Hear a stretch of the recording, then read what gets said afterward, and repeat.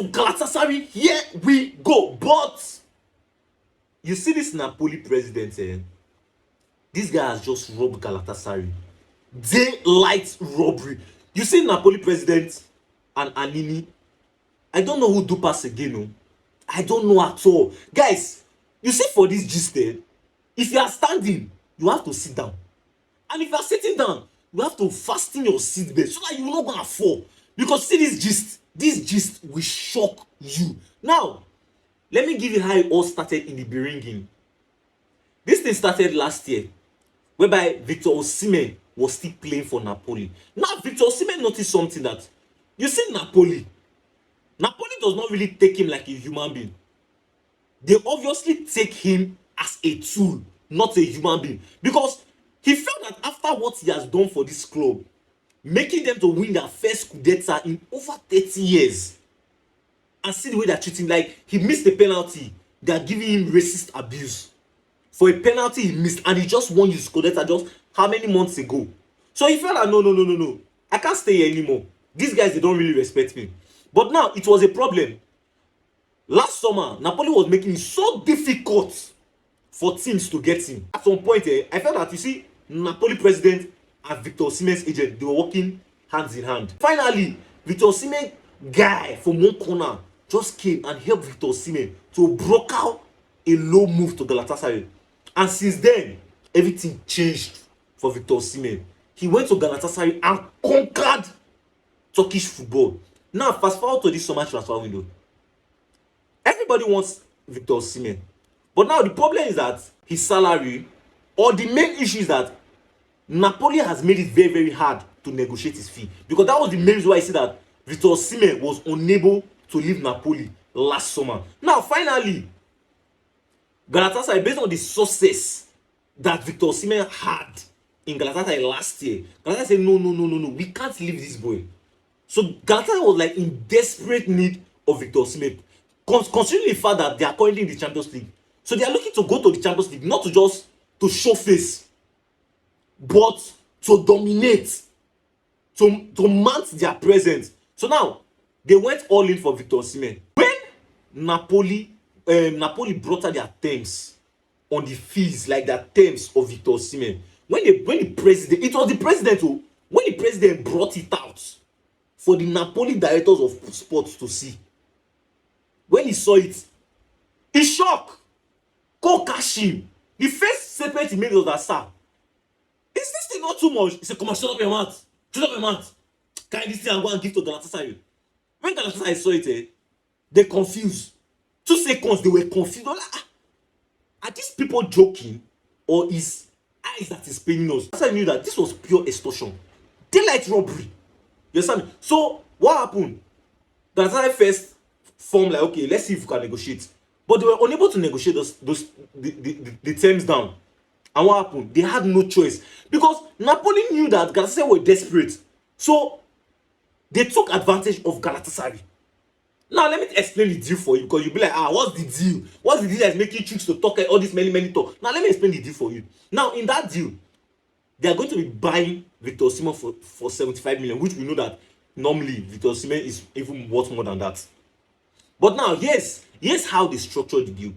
They told Galatasaray that Galatasaray would have to pay. Before I continue going on with this video, if you have stayed up to this point, please hit the like button. If you haven't subscribed, subscribe. They'll pay 40 million this year.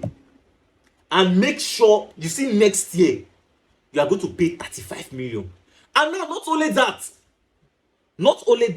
they still told Galatasaray that, come, you see, for this deal, if you mistakenly sell Osimhen, we are going to have 10% of that money.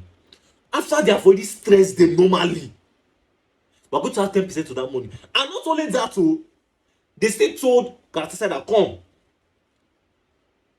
based on the goals Victor Osimhen will score, you are going to be sending me money. That one, it did not end there. It did not end there. They still told Galatasaray that, come, you see this Victor Osimhen I'm selling for you.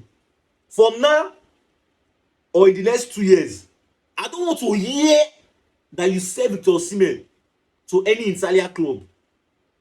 If you want to sell him, fine. But don't try it. and sell him to any Italian club. Now, do you know the meaning of this thing? Now, let's just assume that you see Victor Osimhen, he didn't work out. Like, maybe he just flopped, which you know is nearly impossible. He flopped at Galatasaray. Now, Galatasaray look to like get rid of him. Now, if you check it now, the only clubs that will be coming for him as of then will be Italian clubs. So now, they will not be unable to sell Victor Osimhen. Because why?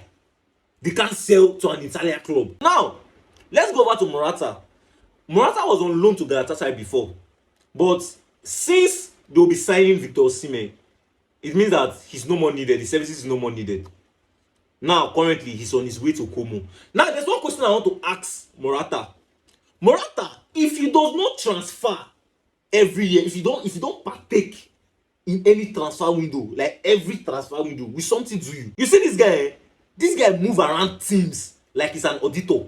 From one team to another, like every year. If he does not transfer this year, bet me, he will transfer the next year. Okay, let me confirm my theory to you, because you might feel like, oh, Chooks, you have started again. All this your many talk, you are lying. He said, nah, let me tell you. He signed his first contract with Real Madrid. In 2014, he left Real Madrid and joined Juventus. Now in Juventus, he stayed there for 2 years. Then before he say, no, I cannot do it anymore, he left Juventus and came back to Real Madrid in 2016. Now in 2017, he left that the same Real Madrid and went to Chelsea. He stayed in Chelsea before he say, no, I'm tired of Chelsea. What happened? He went on loan to Atletico Madrid in 2019. Now in 2020, he left Chelsea to join Atletico Madrid permanently 2020 July. The thing that now surprised me is that inside that same 2020, this guy left September on loan from Atletico Madrid to Juventus. I don't even understand this guy self. Now he left Atletico Madrid on a 2-year loan. He spent 2 years with Juventus. Now he came back in 2022. He played in Atletico Madrid for like 2 seasons. Then before you know, in 2024, Baba said, "Omo, I must participate in this transfer window." Before you know, in 2024, he joined AC Milan. Now he joined AC Milan. Okay, guys, settle down now. Settle down and play your ball. January, he left and joined Galatasaray. And currently, he's on his way to Como. Now you see this guy. Only the transfer fee this guy has accumulated in his career is just 32. But only the transfer fee this guy has accumulated in his career is over 210 million. Somebody really needs to tell Morata that come. It's not every transfer window you will participate in. If you've not still subscribed, kindly hit on the subscribe option. It's going to be on this part of your screen. Smash on the like button, give this video a thumbs up, and also stay tuned for our next updates. And you're watching Everything Football.